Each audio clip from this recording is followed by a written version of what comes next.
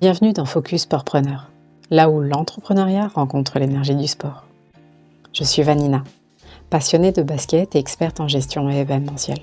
Ici, on parle de résilience, de discipline et de leadership, mais surtout de parcours inspirants et de stratégies concrètes pour structurer et développer ton activité.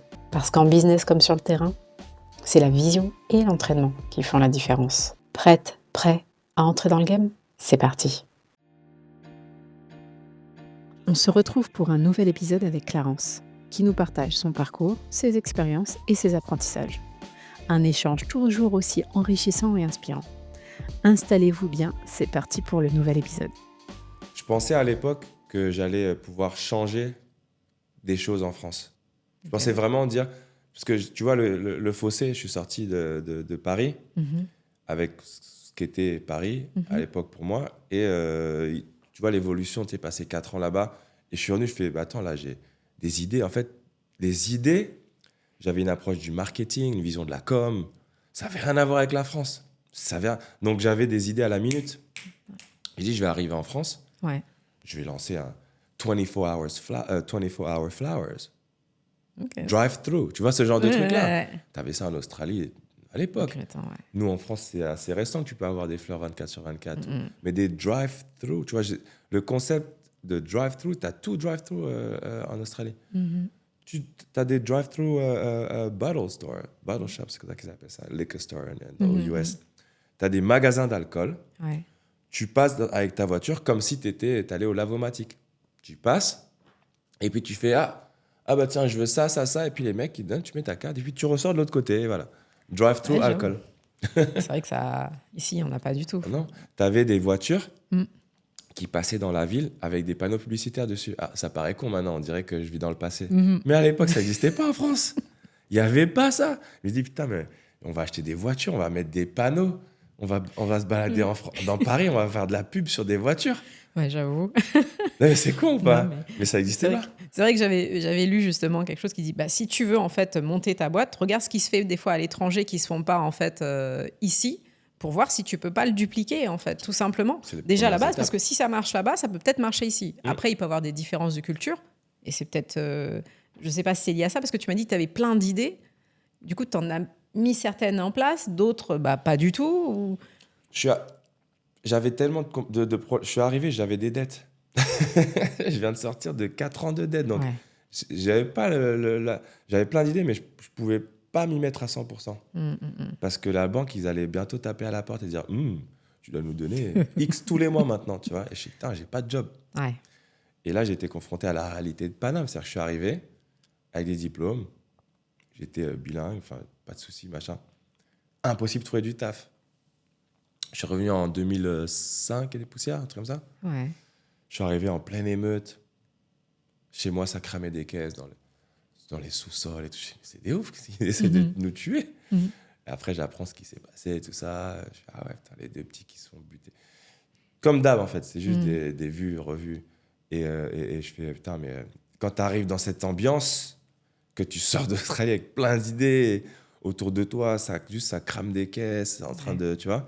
Je dis, wow. Ok, mais bon, je cherchais du taf, j'ai envoyé des centaines, et j'ai eu quasiment aucun entretien. Comment tu peux l'expliquer, ça, avec du recul, que justement, tu n'as pas eu d'entretien, alors que tu as eu tes diplômes, tu es bilingue. Aujourd'hui, pour moi, justement, être bilingue, avoir cette culture étrangère en plus, et tu arrives, c'est top pour surtout des sociétés qui sont internationales, qui ont des filiales dans d'autres, qui sont peut-être françaises et qui ont des filiales en fait dans d'autres pays. C'est surtout dans les RH, c'est super, enfin pour moi important. Donc comment tu peux expliquer que t'as pas pu trouver justement un job quand t'es arrivé? Je pense que c'est la réalité du marché parisien en fait. Et encore, j'imagine que dans la province c'est encore plus compliqué pour eux, mais à Paris en France en général on a un recrutement qui est spécial et c'est ce que je voulais changer. C'est-à-dire que quand j'ai étudié, moi j'ai eu une spécialité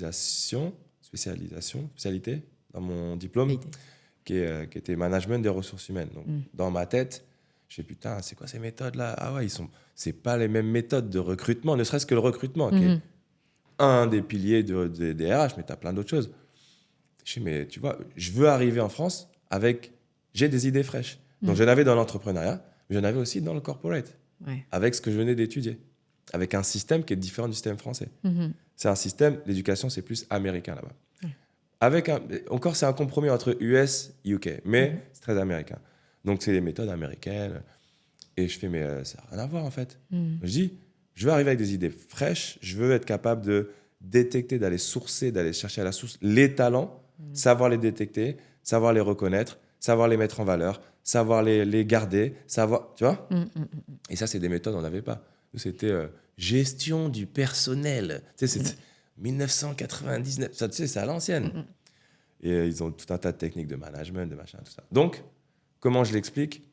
Je pense que c'est justement ça, c'est qu'on était dans des méthodes un peu archaïques. On n'avait pas de ressources humaines, c'était gestion du personnel, c'était autre chose. Et ça, je pense que ça en fait partie.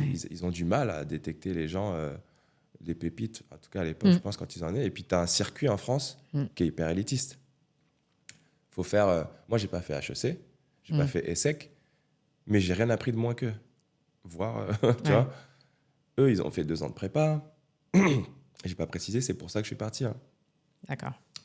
J'arrivais pas à concevoir de perdre 2 ans de ma vie à préparer un concours. J'ai dit, c'est pas possible. On peut pas être aussi bête. Perdre 2 ans, enfin, la vie est courte. Et jeune, non, j'ai dit, je veux pas perdre 2 ans. Et quand tu rentres, quand tu es accepté, je t'ai passé les étapes rapidement, mais quand tu es accepté dans l'université, tu as une foule de tests, tu vois. Mais tu commences tout de suite. Tu commences ton bachelor, boum. C'est pas, tu as 2 ans pour préparer un concours d'entrée qui a écrémé. Tu vois. Donc, c'est ça le truc. Donc, donc, du coup, la balle, c'était ça leur problème. Après, j'ai aussi... j'ai eu que 2 entretiens, donc je me rappelle très bien. Tu te rends compte sur 1 an, pendant 1 an, je cherchais du taf.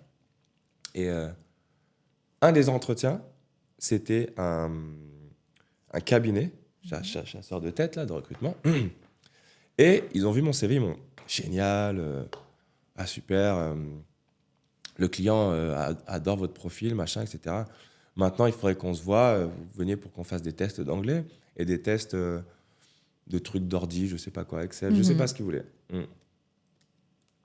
J'y vais, et là, j'arrive. Alors, je m'appelle Clarence. J'ai pas envie de donner mon nom de famille dans ton podcast, mais... Pas de problème. Parce que mon parcours a fait que j'ai 2 profils qui se sont créés. J'ai un profil corporate avec Clarence et mon vrai nom de famille.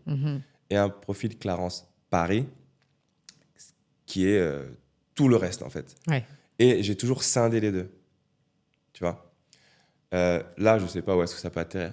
C'est pas grave, mais je vais pas donner mon nom de famille. Là, juste pour ça. Même si c'est facile de le trouver, hein, mais les gens, on n'a rien à faire. Et donc, pourquoi je te dis ça ? Parce qu'au moment de la sélection du CV, je ne mettais pas de photo déjà. Je ne mettais pas de photo parce qu'on ne sait jamais. Mon nom, les recruteurs n'ont aucune idée de qui je suis. Clarence, et j'ai un nom à consonance italienne. Donc, les gens, ils ne savent pas. Déjà, ils ne savent pas si Clarence, c'est un garçon ou une fille. Ils pensent Clarisse, Clémence, ils ne savent pas. Clarence, ça ne leur parle pas. Donc, quand je suis arrivé, j'ai vu tout de suite dans son regard que c'était « Oh, Clarence !» Tu vois, c'était « Oh, bah Clarence, bonjour !» Presque, elle ne s'attendait pas là, à me voir. Ce n'était pas moi, ce n'était pas ce Clarence-là qu'elle s'attendait. T'es pas le premier à me dire ça. Ouais. Peut-être parce que, tu vois, les gens aiment trop dire « Ah, vous victimisez, gaga. » Ouais, en fait, juste... Moi, je ne fais pas de conclusion. J'explique ce qui s'est passé. Factuel. Après, les gens, ils se font leur propre idée. Donc, j'arrive alors, c'est important, je pense, de raconter cette étape-là parce que ça peut arriver à tellement de gens. Et donc, elle fait, bon, on va passer au test d'anglais. Donc, on y va. Je lui chiffonne son truc vite fait. Et puis, après, un test ordinateur. Puis, j'arrive, on se revoit. Et puis, elle fait, bon, alors, ça s'est bien passé. Oui, ouais, pas de problème.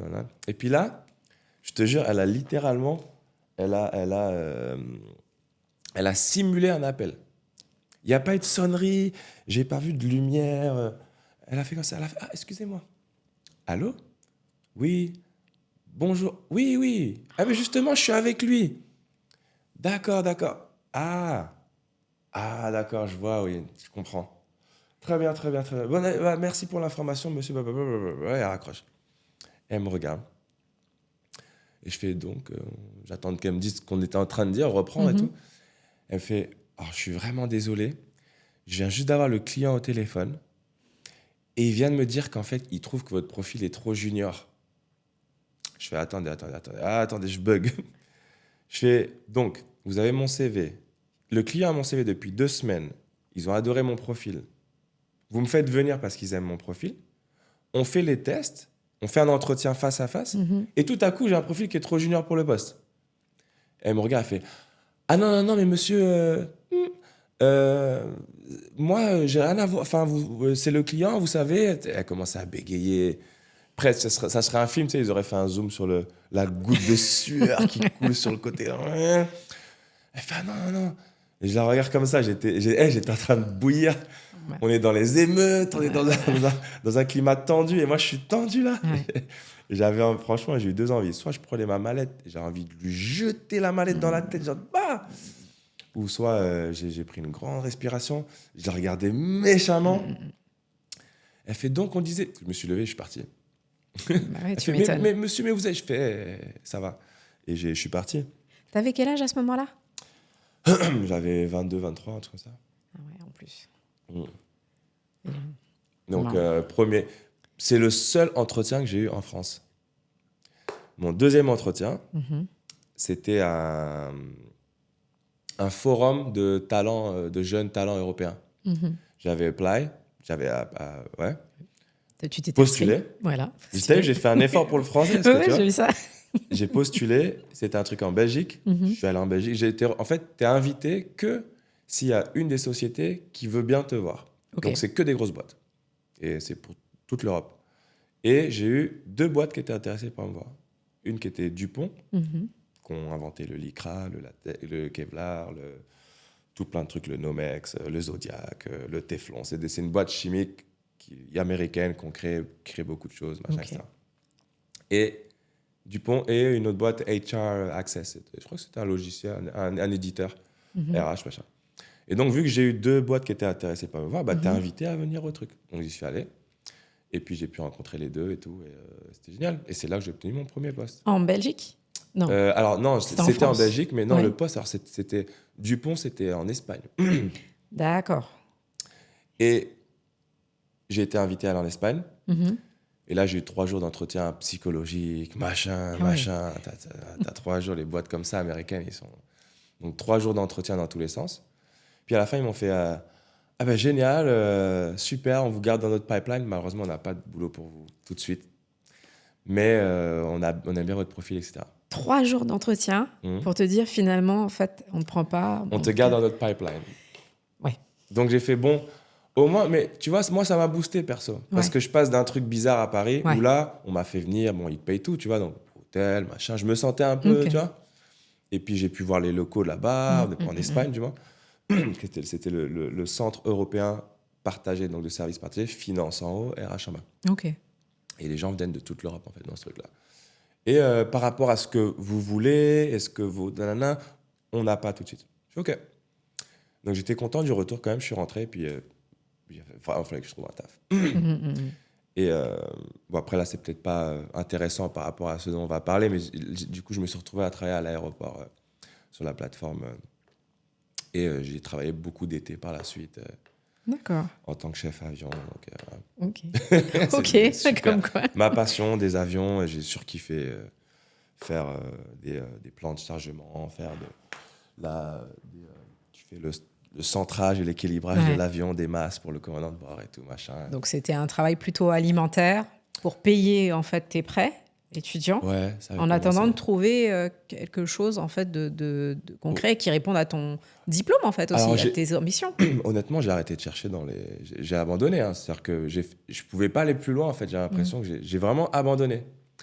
Mais le truc alimentaire, parce que c'est pas tout de suite chef avion, j'ai fait un truc...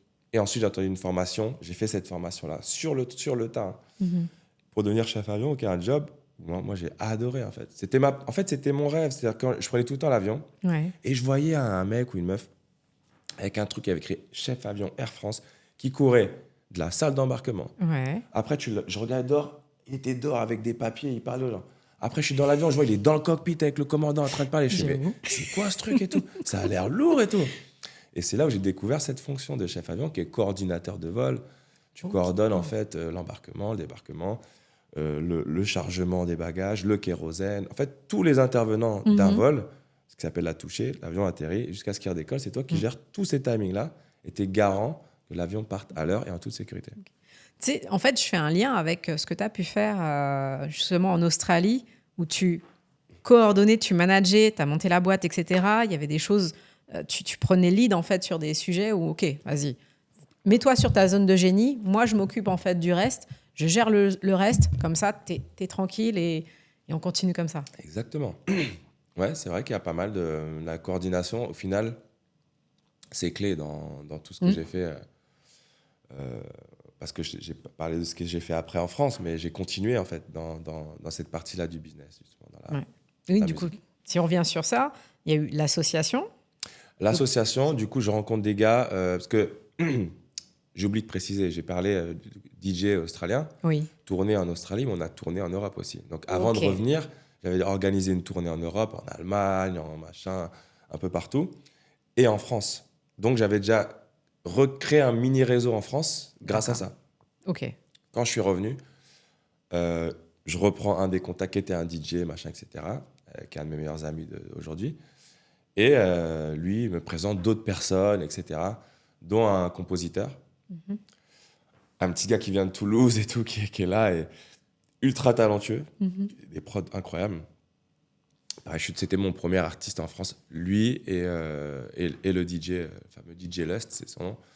Et avec eux, en fait, on va un peu écumer toute la scène musicale parisienne, française pendant 15 ans. Ah ouais, quand même. Donc avec le compo... avec son nom c'est Boulawan, Boulawain. Son nom initial c'est Boulawan, mais je l'ai renommé Boulawain parce que j'étais dans le dirty et il a adopté ce nom. Et si tu regardes ça, tu sais très bien d'où ça vient. Et le Boulawain qui maintenant a explosé dans la vidéo et la photo. Mais à l'époque, on était dans la musique.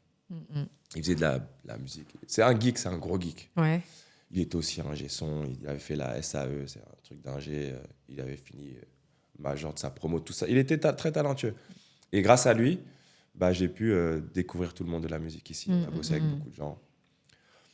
Je ne vais pas citer de nom, mais en gros, toute la scène urbaine, pendant, on va dire, c'est entre 2004-2005 jusqu'à 2012-2011,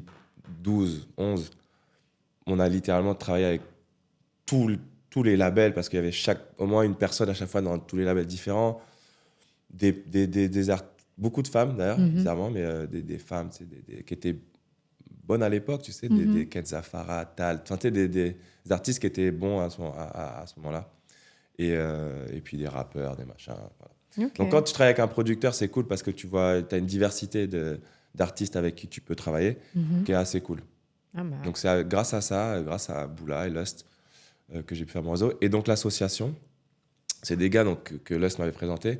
Eux, ils étaient ultra chauds, plus âgés, ils avaient 10 ans de plus que moi. Ouais. Ils étaient ultra chauds ils avaient leur taf, hein, mais pour faire des trucs. Et puis quand ils ont vu mon énergie, ils ont fait « Waouh, c'est qui lui et tout, c'est un extraterrestre, mais il faut qu'on fasse des trucs ensemble. » Et eux, tu sais, souvent, c'était « On va. » Et c'est là, on en arrive à ce que tu me demandais tout à l'heure.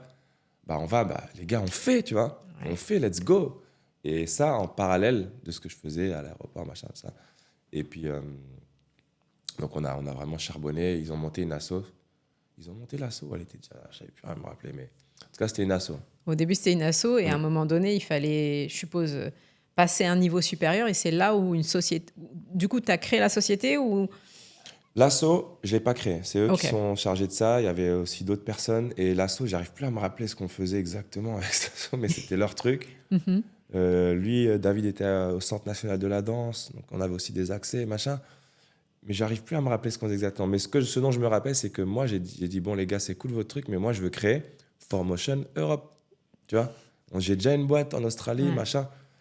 Et c'est là où on a créé la SARL. Et c'est David qui s'en est chargé. D'accord. Okay. Je ne m'y suis pas collé, je suivais de loin, mais j'avais tellement d'autres trucs à faire. C'est lui qui a très bien géré ce truc-là.